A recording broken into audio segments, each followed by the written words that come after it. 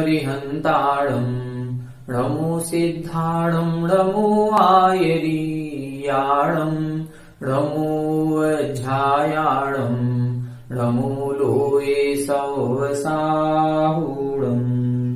यस्य स्वयं स्वभावाप्ति प्रभावे कृष्णकर्मणः तस्मै संज्ञानरूपाय नमोस्तु परमात्मने।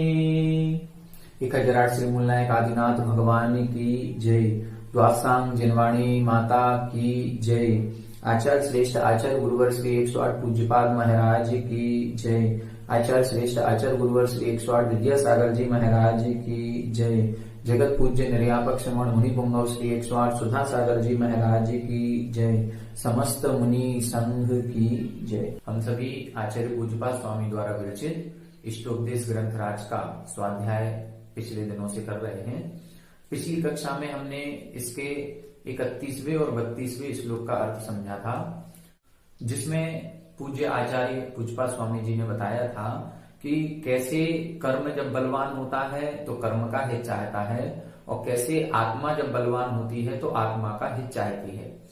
कर्म जब अपना फल देता है और आत्मा की उपादान शक्ति कमजोर पड़ जाती है तो कर्म पुनः रागद्वेष परिणाम उत्पन्न कराता है, और उस रागद्वेष परिणाम से पुनः कर्म का बंध होता है। लेकिन जब कर्म अपना फल देता है और उस फल में जब आत्मा अपनी उपादान शक्ति को जागृत करती है और ये सोचती है कि मुझे रागद्वेष नहीं करना है, कैसा भी पुण्य का फल आ जाए उसमें हम राग नहीं करेंगे, कैसा भी पाप कर्म का उदय आ जाए उसमें हम द्वेष नहीं करेंगे। जब ऐसी उपादान शक्ति जागृत होती है तो आत्मा बलवान हो जाती है, और जब आत्मा का प्रभाव बढ़ता है तो फिर आत्मा का स्वार्थ सिद्ध होता है, अर्थात आत्मा ही अशुद्ध से शुद्ध बनने के मार्ग में लग जाती है। आत्मा ही इन पर पदार्थों के संयोग से, जो कर्म का संयोग अनादिकाल से इस आत्मा से जुड़ा हुआ है, उसको निर्जरित करने में लग जाती है। कब लगेगी? जब आत्मा बलवान होगी। इसी तरह से अगले श्लोक में इन्होंने कहा था कि परोपकृतिम उत्सृज्य, परोपकार को छोड़ो, सोपकार परोभव, अब अपनी आत्मा के उपकार में लग जाओ। क्योंकि दिखाई देने वाले संसार में जो अज्ञानी प्राणी है वही दूसरों का उपकार करता है। सबसे पहले अपना उपकार करना चाहिए, इसके बाद फिर हमें दूसरों का उपकार करना चाहिए। यहां व्यवहारिकता का वर्णन नहीं है। कई लोग इसको व्यवहार में ले जाते हैं और कहते हैं आचार्य पूज्यपाद स्वामी जी ने परोपकार को करने से मना किया। ये आध्यात्मिक ग्रंथ है और इसके 32 श्लोकों को पहले हम देखेंगे, 31 को, तब ये पता चलेगा कि 32वां श्लोक किस उद्देश्य से लिखा गया है। ये उसके लिए लिखा जा रहा है जो निर्ममत्व पने का विचार कर रहा है, जो निर्ममत्व पने का विचार करके आत्मा के कल्याण के लिए प्रवृत्त हो रहा है। जो व्यक्ति अनादिकाल से इन कर्मों के संयोग में बंधा हुआ है और कर्मों से छूटने का उपाय देख रहा है, उस व्यक्ति के लिए उपदेश है कि आज तक आपने शरीर का बहुत उपकार किया, इन कर्मों का, पुद्गलों का खूब उपकार किया, राग द्वेष परिणाम करने से कर्मों को ही पुनः बांधा है। अब अपनी आत्मा के उपकार में लग जाओ। तो ये उपदेश धर दिया था। अब प्रश्न ये उठता है कि हम कैसे स्व और पर को जाने। उन्होंने लिखा पर का उपकार छोड़ो, सोपकार परोभव, स्वयं के उपकार में लग जाओ। अब हम कैसे समझें कि स्व क्या है और पर क्या है? हम तो अभी तक इस शरीर को ही स्व समझ रहे थे, इस शरीर का उपकार कर रहे थे, तो हम तो इसी को स्व मान करके कर रहे थे कि ये शरीर मेरा शरीर है, ये पत्नी मेरी पत्नी है, ये पुत्र मेरा पुत्र है, ये घर मकान ये मेरा है। तो हम तो इन्हीं को स्व मान रहे थे और इन्हीं के उपकार कर रहे थे। लेकिन आप एक अलग व्याख्या कर रहे हैं कि ये सब पर हैं। तो अब हम कैसे जाने कि स्व क्या है और पर क्या है? जानने का उपाय कैसे हम जाने, इसके लिए अगला श्लोक उन्होंने लिखा है, पहले श्लोक का उच्चारण करें फिर इसका अर्थ देखते हैं। गुरूपदेशादभ्यासात् संवित्तेः स्वापरान्तरम् गुरूपदेशादभ्यासात्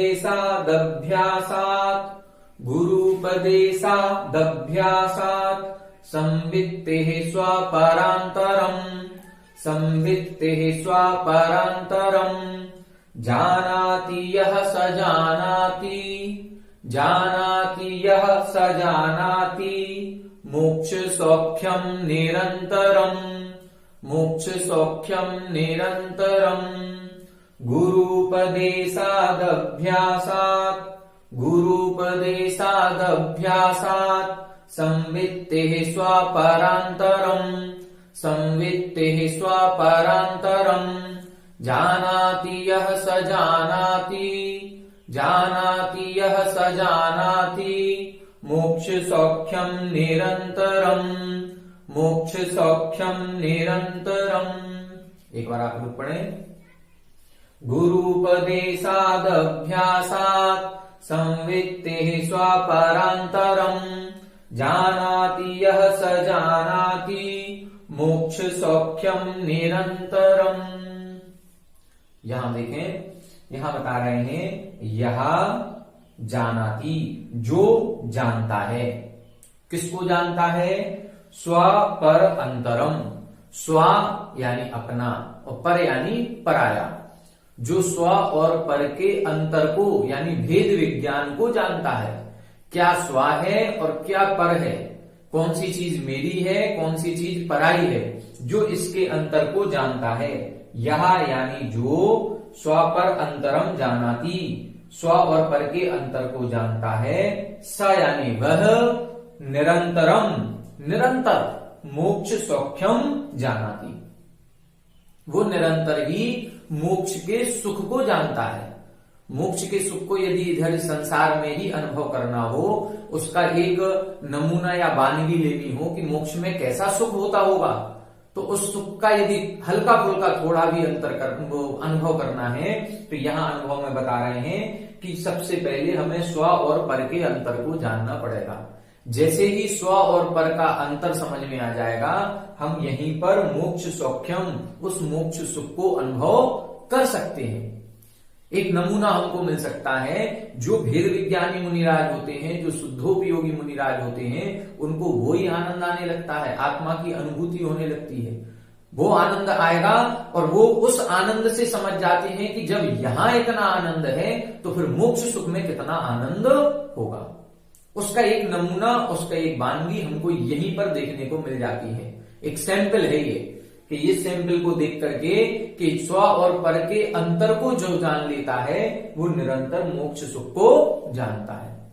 अब प्रश्न उठता है कि स्व और पर के अंतर को हम जाने कैसे?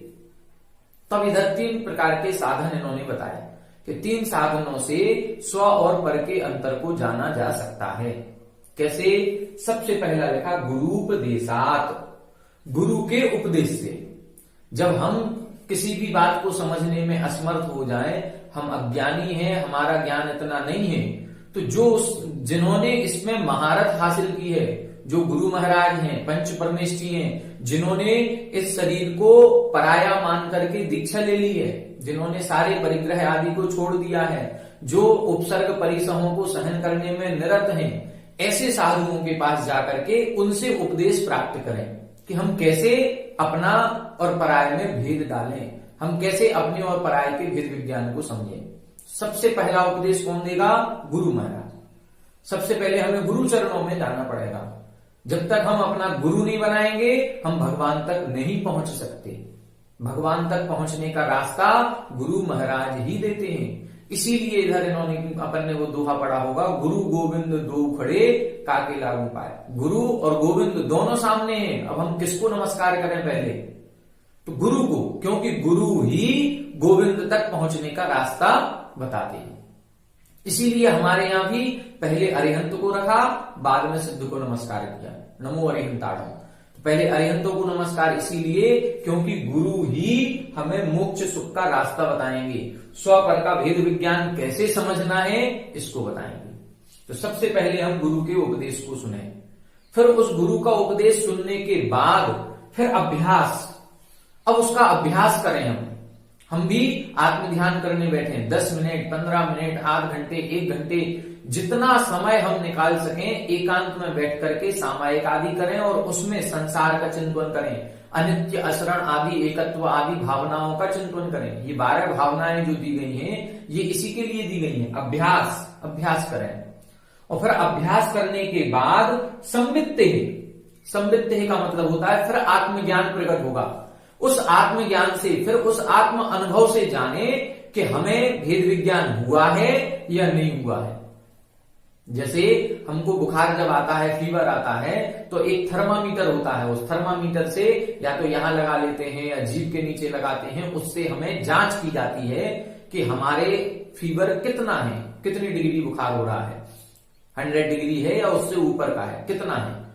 तो जैसे फीवर मापने का एक थर्मामीटर है जिससे ये पता चल रहा है कि हमारा फीवर कितना है, उसी तरह से हमें भी अपने आत्मज्ञान से अपनी जांच करनी पड़ेगी कि हम अध्यात्म की ओर कितना बढ़ रहे हैं और संसार की ओर कितना बढ़ रहे हैं। बिना जांच किए हमें पता ही नहीं चलेगा।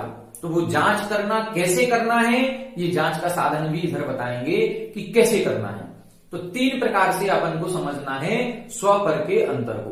पहले गुरु के उपदेश से समझें, फिर अभ्यास में लाएं कि वास्तविकता में जितना संसार में ये हम घटनाएं देख रहे हैं, दुर्घटनाएं देख रहे हैं, उन दुर्घटनाओं का चिंतन करें कि वास्तविकता में ये शरीर अलग है कि नहीं है। गुरु महाराज तो कह रहे हैं कि ये पत्नी पुत्रादिक अलग है, ये घर मकान अलग है। अब इसको हम अभ्यास में लाएं, इसका चिंतन करें कि हाँ, जितने व्यक्ति मरण को प्राप्त होते हैं वो सब कुछ यहीं छोड़ जाते हैं। कमला चलत न पहन जाए, मरघट तक परिवार। जो स्त्री होती है वो अपने घर की दरवाजे तक, दहली तक ही जाती है। परिवारजन है ये स्मशान तक ही जाएंगे। तो सारी चीज यही छोड़ के जाते हैं। यही तो गुरु महाराज कह रहे हैं कि मेरी आत्मा का स्वरूप अलग है और इन पर पदार्थों का स्वरूप अलग है। ये शरीर भी यही रह जाएगा जिसको हम अपना मान रहे हैं। तो ये अभ्यास करेंगे, बार बार चिंतन करेंगे, तो ये हमें स्व और पर का भेद विज्ञान प्रकट होगा। फिर हम अपनी क्रियाओं से जांच करें, अपने परिणामों से जांच करें कि अभी हमें विषय भोगों में ज्यादा रुचि आ रही है या विषय भोगों से हमारी अरुचि हो रही है। हमारी विषय भोगों से आसक्ति बढ़ रही है कि घट रही है। अभी भी कुछ नया खाने पीने की, नया पहनने की, नई संपत्ति और जोड़ने की इच्छा हो रही है या इन संपत्ति आदि से मन हमारा घट रहा है। ये अब हमें ये देखना पड़ेगा, ये जांच करनी पड़ेगी। इसी जांच को बोलते हैं संवित्ति, आत्मज्ञान। तो इस संवित्ति से फिर हम जांच करेंगे, पहचान करेंगे कि हम भेद विज्ञानी हुए हैं कि नहीं हुए हैं। केवल बाहर से हम कह रहे हैं कि हम वेद विज्ञानी हैं, अंतरंग के परिणाम कैसे हो रहे हैं हमारे, वो परिणामों से हमें जांच करनी पड़ेगी। तो यहां पर इन्होंने स्पष्ट कर दिया, गुरु के उपदेश से, अभ्यास से और आत्मसंवित्ति से जो स्व और पर के अंतर को जानता है, स्व यानी आत्मा, पर यानी शरीर आदि पुद्गल द्रव्य, इन स्व और पर के भेद विज्ञान को जो जानता है, यह जानाति, जो जानता है, स मोक्ष सौख्यम निरंतरम जानाति, वह निरंतर ही मोक्ष के सुख को भी जानता है, अनुभव करता है। यहां निराकुल एक बार होकर के देखें, जिसको बिल्कुल टेंशन नहीं होती है वो अलग सुखी व्यक्ति अलग दिखता है, अलग नजर आएगा, उसके चेहरे की चमक अलग होगी। और जिसको टेंशन होती है उसके चेहरे की चमक भी फीकी पड़ जाती है, उसका किसी काम में मन नहीं लगेगा, उसको आनंद ही नहीं आएगा। विषय भोग का भोग करते हुए भी उसको आनंद नहीं आएगा। क्यों? दिमाग में टेंशन चल रही है, तनाव है, विकल्प चल रहे हैं। तो निर्विकल्प होने के लिए हमें भेद विज्ञान लाना पड़ेगा। जब तक हम स्व और पर को नहीं जानेंगे तब तक हम सांसारिक सुख का अनुभव नहीं कर पाएंगे। मोक्ष सुख की तो बहुत दूर की बात है। हम यहां पर भी लोक व्यवहार में देखें, जब हमें पता चलता है कि एक बस का एक्सीडेंट हो गया और हमारा कोई रिश्तेदार या हमारा कोई करीबी या हमारा कोई मित्र भी एक बस से ही जा रहा था, अब हम पता लगाते हैं कि जो बस का एक्सीडेंट हुआ ये उसी बस में था कि नहीं था।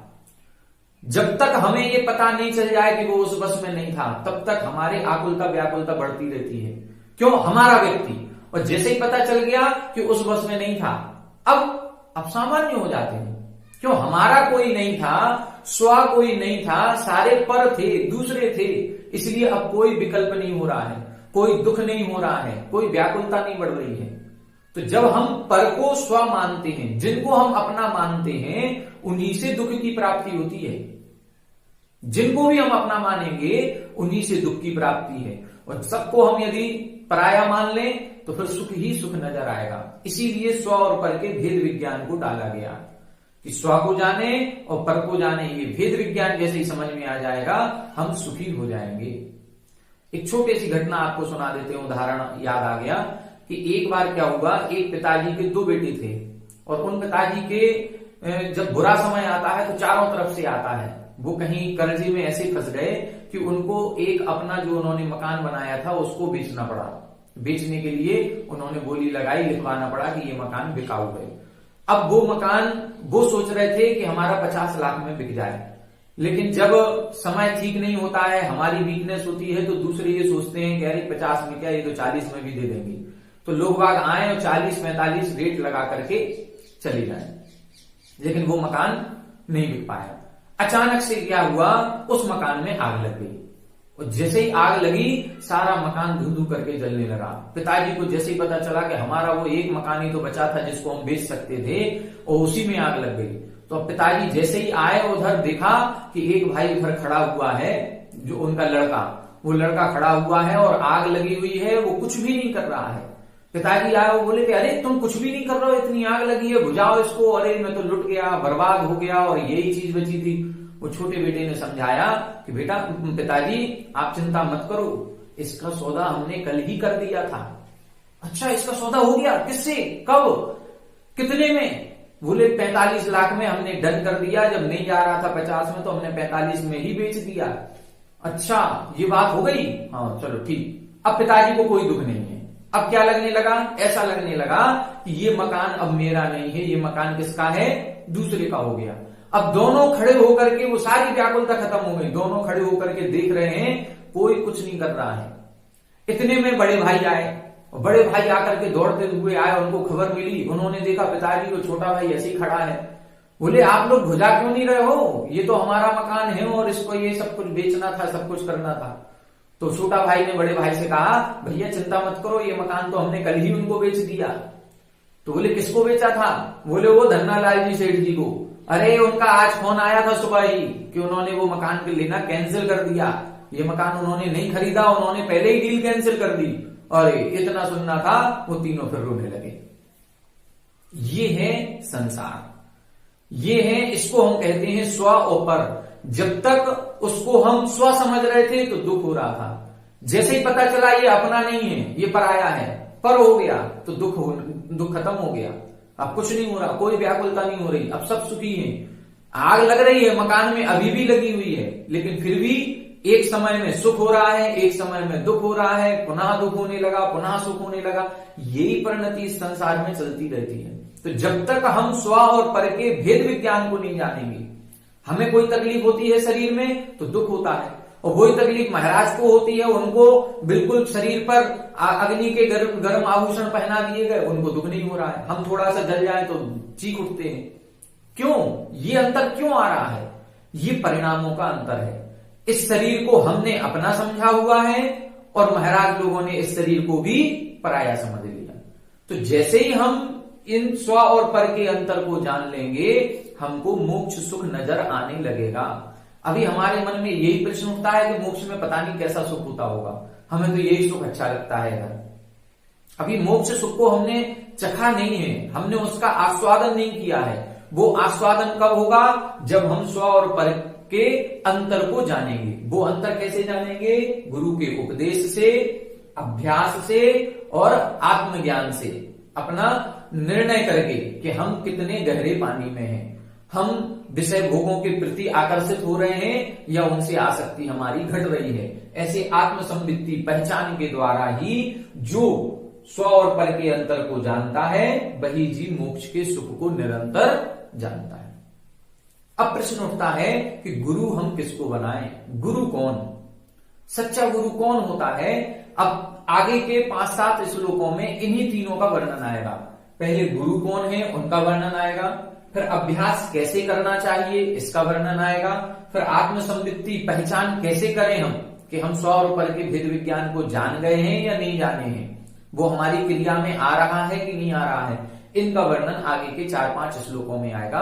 आगे के श्लोक अपन देखते हैं। अब अगला श्लोक है जिसमें गुरु का वर्णन करेंगे, सच्चा गुरु कौन है। आइए देखते हैं अगला श्लोक। आइए देखें अगला श्लोक देखें। इस श्लोक में अब गुरु की चर्चा कर रहे हैं कि सच्चा गुरु कौन है। देखिए पहले उच्चारण करें, स्वस्मिन् सदभिलाषित्वा, स्वस्मिन् सदभिलाषित्वा दभीष्ट ज्ञापकत्वतः, दभीष्ट ज्ञापकत्वतः स्वयं हित प्रियोक्तृत्वा, स्वयं हित प्रियोक्तृत्वा दात्मैव गुरुरात्मनः, दात्मैव गुरुरात्मनः स्वस्मिन् सदभिलाषित्वा, स्वस्मिन् सदभिलाषित्वा दभीष्ट ज्ञापकत्वतः, दभीष्ट ज्ञापकत्वतः स्वयं हित प्रियोक्तृत्वा, स्वयं हित प्रियोक्तृत्वा दात्मैव गुरुरात्मनः, दात्मैव गुरुरात्मनः स्वस्मिन् सदभिलाषित्वा दभीष्ट ज्ञापकत्वतः स्वयं हित प्रियोक्तृत्वा दात्मैव गुरुरात्मनः। एक बार आप लोग पढ़ें, स्वस्मिन् सदभिलाषित्वा दभीष्ट ज्ञापकत्वतः स्वयं हित प्रियोक्तृत्वा दात्मैव गुरुरात्मनः। देखें इस श्लोक में बता रहे हैं गुरु कौन है। पहले गुरु का लक्षण समझें। गुरु के अंदर 3 लक्षण होने चाहिए। वो 3 लक्षण कौन कौन से हैं? स्वस्मिन् सत अभिलाषित्वा, सत यानी अच्छी अच्छी, अभिलाषित्वा यानी इच्छाएं, अच्छी इच्छाएं जो उत्पन्न करता है हमारे अंदर, प्रशस्त इच्छाएं जो उत्पन्न करे। जैसे एक शिक्षक गुरु होता है, वो शिक्षक कौन गुरु कहलाता है? जो अपने विद्यार्थियों में तरह तरह के ज्ञान की जो धाराएं हैं उन धाराओं का ज्ञान कराए कि आप पढ़ करके क्या क्या बन सकते हो। आप ये सब्जेक्ट लोगे तो इस लाइन में जाओगे, आप ये सब्जेक्ट लोगे तो इस लाइन में जाओगे, आप डॉक्टर भी बन सकते हो, आप इंजीनियर भी बन सकते हो, आप सीए भी बन सकते हो, आप पायलट भी बन सकते हो, आप आर्मी में भी जा सकते हो, आप बैंक मैनेजर भी बन सकते हो। इतनी सारी इच्छाएं पहले उसके अंदर उत्पन्न करें, आप क्या क्या कर सकते हो। जब हम 10 तरह की बातें करते हैं तो उस विद्यार्थी के अंदर 10 प्रकार की इच्छाएं उत्पन्न होती हैं। अब जब वो फिर अपनी वो इच्छा चूज करेगा कि हमें क्या बनना है, तो पहला चरण क्या है? गुरु महाराज अपने शिष्य के अंदर इच्छाएं उत्पन्न करें, आप क्या क्या कर सकते हैं। अब धार्मिक गुरु की अपेक्षा देखेंगे तो आप इस संसार से तरने के लिए क्या कर सकते हैं। आपकी यदि शादी नहीं हुई है तो आप आजीवन ब्रह्मचर्य भी व्रत ले सकते हैं, आप मुनि दीक्षा भी ले सकते हैं। अब गृहस्थ मार्ग में आ गए हैं तो आप इस तरह से नियमों का पालन करें। ये पहले नियम बताए जाएंगे, कल्याण कैसे होगा, कल्याण का रास्ता। तो सत अभिलाषित्वा, सत यानी प्रशस्त, जिससे हमारा कल्याण हो सके, ऐसी अभिलाषाएं उत्पन्न करने के कारण। दूसरा विशेषण होता है अभीष्ट ज्ञापकत्वतः। अभीष्ट यानी जिसमें हमारा कल्याण निश्चित रूप से होगा, ऐसे इष्ट का जानकार होने के कारण। गुरु ही हमारा इष्ट अनिष्ट जानते हैं, किन क्रियाओं में हमारा इष्ट होगा, किन क्रियाओं में हमारा अनिष्ट होगा, ये गुरु अच्छी तरह से जानते हैं। गुरु को ये सारा ज्ञान होता है कि हमें इसको किस रास्ते पर भेजना है। ये विद्यार्थी जैसे शिक्षक होता है, वो विद्यार्थियों को जानता है कि ये मैथ में बहुत अच्छा है, इसका साइंस में दिमाग बहुत अच्छा चलता है, इसको हिस्ट्री बहुत जल्दी याद हो जाती है, इसको सारी तारीखें याद रहती हैं, तो इसको हम इस लाइन में भेजें। ये इसका जानकार कौन होगा? वो गुरु।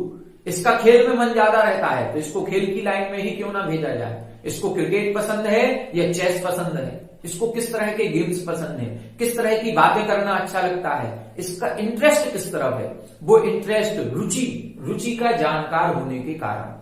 तो गुरु कौन है?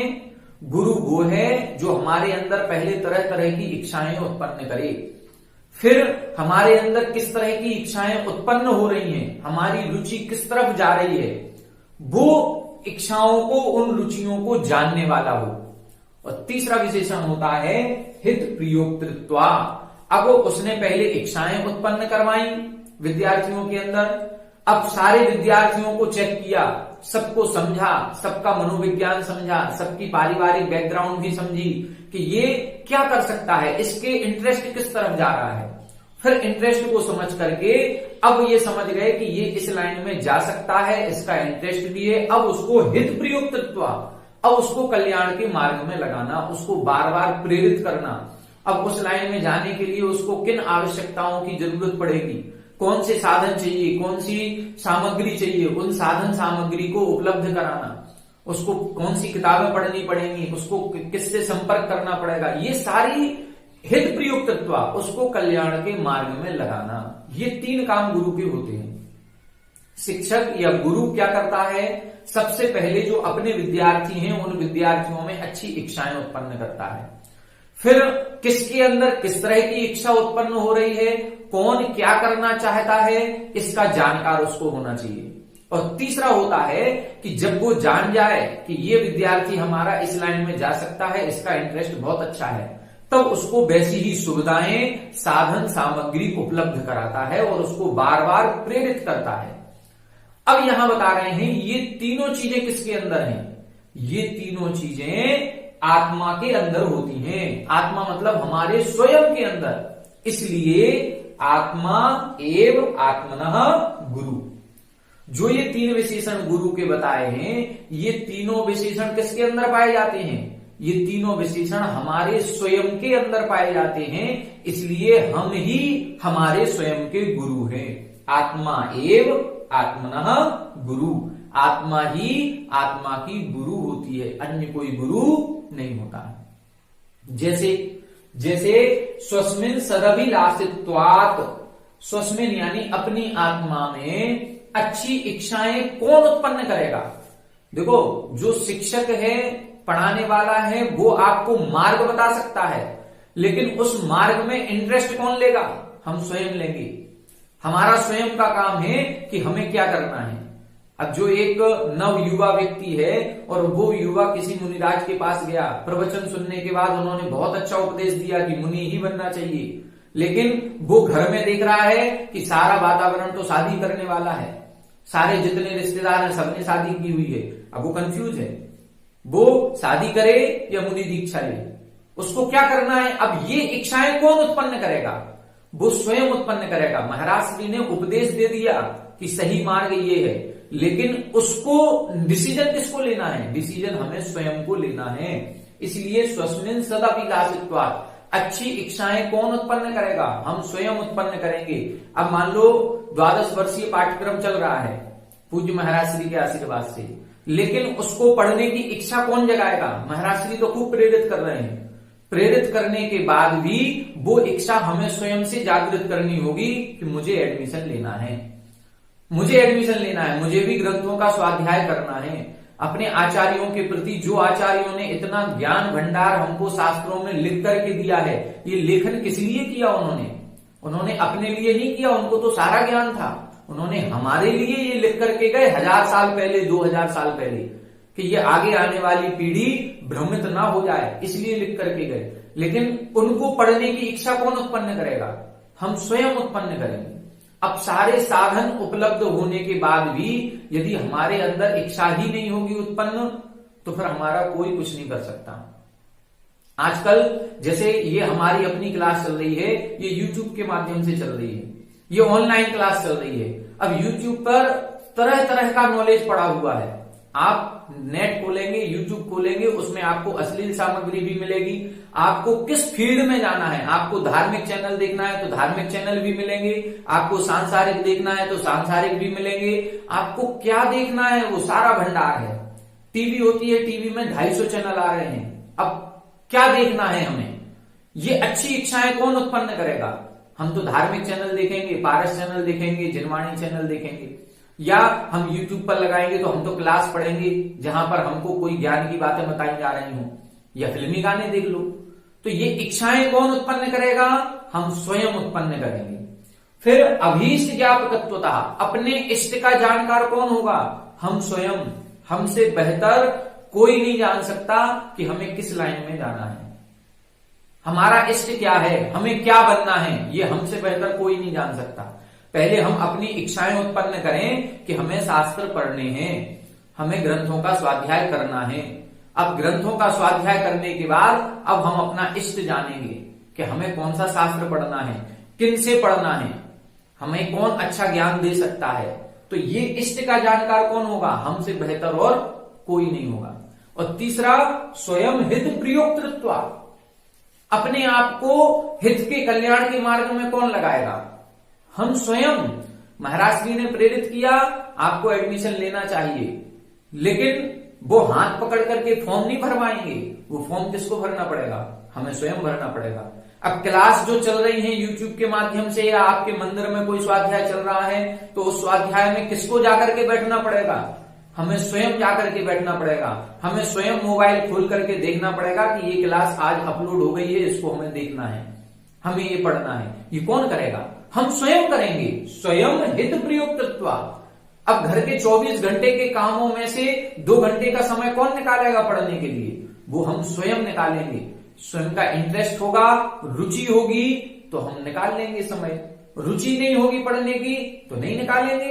24 घंटे पहले भी निकल रहे थे, आज भी निकल रहे हैं। कुछ खेलते हुए निकल जाएंगे, कुछ खाते पीते निकलेंगे, कुछ सोते हुए निकलेंगे, कुछ गप्पे करते हुए निकलेंगे, कुछ टीवी देखते हुए निकलेंगे। 24 घंटे का समय है, ये समय निरंतर घटता जा रहा है, निरंतर खत्म हो रहा है। 24 घंटे निकाल करके हमने कितनी उम्र खो दी और आगे की भी खो देंगे। लेकिन अब उस उम्र में अपने आत्म कल्याण करने की भावना कौन उत्पन्न करेगा? हम स्वयं उत्पन्न करेंगे।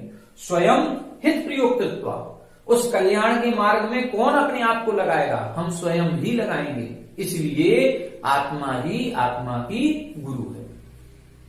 जो तीनों विशेषण आत्मा पर घटा रहे हैं। पहले हमने बताया था गुरु कौन होता है? गुरु वो है जो उपदेश दे करके अच्छी इच्छाएं उत्पन्न करे। फिर किसके अंदर कौन सी इच्छा उत्पन्न हो रही है उसको जाने, और फिर उसको जान करके उसको उसके मार्ग में लगाने के लिए उसकी सहायता करे। अब ये तीनों काम हम स्वयं करते हैं, दूसरा तो निमित्त मात्र होता है। पूज्य श्री निमित्त मात्र हैं कि उन्होंने एक स्वाध्याय पाठ्यक्रम खोल करके हम सबके ऊपर अनंत उपकार किया है। ये अनंत उपकार किया है, हजारों श्रावक मिलकर के आज मूल आगम ग्रंथ का स्वाध्याय करने लगे। नहीं तो ये पुरुषार्थ सिद्धि उपाय, इष्टोपदेश, तत्वार सूत्र, ऐसे ग्रंथों को कौन पढ़ता था? सामान्य श्रावक तो बहुत कम, कभी शिविर आदि जो गर्मियों में लगते हैं उनमें पढ़ लें तो पढ़ लें, बाकी कोई नहीं पढ़ता। लेकिन आज कम से कम इस पाठ्यक्रम के माध्यम से एक पढ़ना शुरू तो हुआ।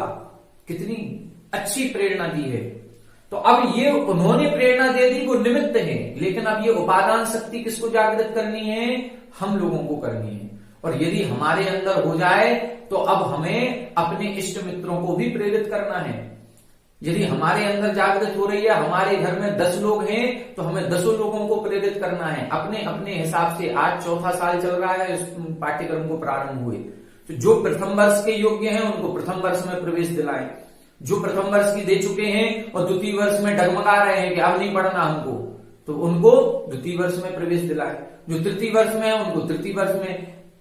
बैक नहीं होना है, ये नहीं सोचना है कि बहुत पढ़ लिया अब तो कठिन ग्रंथ आ गए अब हम कैसे पढ़ेंगे। नहीं, पढ़ाने वाले बहुत हैं, बहुत विद्वान हैं। श्रवण संस्कृति संस्थान एक ऐसा हमें आधार स्तंभ मिल गया है इसके लिए कि सैकड़ों विद्वान हैं और यूट्यूब पर सारी क्लासें चल रही हैं। आज पूज्य श्री के आशीर्वाद से मुझे भी ये सौभाग्य प्राप्त हुआ। हम भी श्रवण संस्कृति संस्थान में अध्ययन किए, वहां अध्यापन भी कराया, और आज ये हमारा सौभाग्य है कि हम आपके साथ कुछ अपनी चर्चाएं कर रहे हैं। अपने ज्ञान से जो हमने पाया है वो हम आपको देने का प्रयास कर रहे हैं। आप लोग सभी इस पाठ्यक्रम से जुड़े और अपनी इच्छाएं अपना हित करने के लिए समय का सदुपयोग यही है, शुभोपयोग यही है। यदि यही शुभोपयोग हम नहीं करेंगे तो आगे कभी नहीं बढ़ पाएंगे। सबसे बढ़िया शुभोपयोग है पहले स्वाध्याय करें। स्वाध्याय करेंगे तो हमें आत्मा का पर पदार्थों का ज्ञान होगा, हमारी अच्छी बुरी क्रियाओं का ज्ञान होगा, हम कौन सी क्रियाओं में कहाँ गलती करते हैं, कहाँ पाप का बंध ज्यादा होता है, इन सारी क्रियाओं का ज्ञान होगा, तभी तो जाकर के हम आगे बढ़ पाएंगे। तो यहां क्या कह रहे हैं, स्वस्मिन अपनी आत्मा में स्वयं में सत अभिलाषित्वा अच्छी इच्छाएं उत्पन्न करने के कारण। दूसरा लिखा अभीष्ट ज्ञापकत्वतः अपने इष्ट का जानकार होने के कारण। और तीसरा है स्वयं को ही हित के मार्ग में लगाने के कारण। आत्मा एव आत्मनः गुरु, आत्मा ही आत्मा की गुरु होती, अन्य कोई भी गुरु नहीं होता। तो आज की कक्षा में ये हमने 2 श्लोक देखे। इन 2 श्लोकों में पहले श्लोक में ये बताया था कि जो स्व और पर के अंतर को जानता है वो मोक्ष के सुख को जानता है।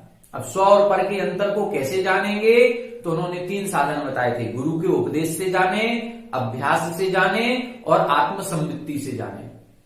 अब गुरु का उपदेश, तो गुरु कौन है, गुरु का उपदेश 2 प्रकार के गुरु हो गए। एक लौकिक गुरु हो गया जो हमको प्रेरित करता है, लेकिन प्रेरित हम होंगे स्वयं से। तो स्वयं ही हम अपने आप में अच्छी इच्छाएं उत्पन्न करते हैं, इसलिए हम स्वयं ही अपने इष्ट के जानकार हैं, इसलिए, और हम स्वयं को ही हित के मार्ग में लगाते हैं, इसलिए हम ही हमारे गुरु हैं। हमारी आत्मा ही हमारी आत्मा की गुरु है। आत्मा एव आत्मनः गुरु, कोई दूसरा गुरु नहीं है। टीचर सभी विद्यार्थियों को एक साथ पढ़ाता है। 50 विद्यार्थी हैं, 50 को एक साथ पढ़ा दिया, फिर 50 विद्यार्थियों के अलग अलग नंबर क्यों आते हैं, अलग अलग ज्ञान क्यों होता है? ये इसलिए होता है क्योंकि शिक्षक एक निमित्त है। उसने अपना काम कर दिया, अब जो जितनी रुचि दिखाएगा, जो अपने आप को जितना पढ़ने में लगाएगा, जो अपने आप को उन किताबों में से सर्च करेगा कि हमें किस तरफ जाना है, हमें कौन सी किताबें पढ़नी है। मास्टर साहब ने, टीचर ने, शिक्षक ने सब पढ़ाया, उन्होंने तो सब पढ़ा दिया, लेकिन हमें क्या पढ़ना है, कितना रिवीजन करना है और कौन सी किताबें खोल करके देखना है, हमें रात में पढ़ना है कि दिन में पढ़ना है, ये निर्णय कौन करेगा? ये निर्णय हम स्वयं करेंगे।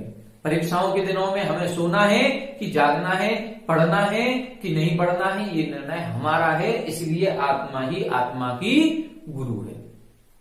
तो आज की कक्षा में ये 2 श्लोक हमने पढ़े। आगे के और श्लोकों में इसी तरह की और जानकारी दी जाएगी। आप सभी हमारे साथ बने रहें। सभी को जय जय।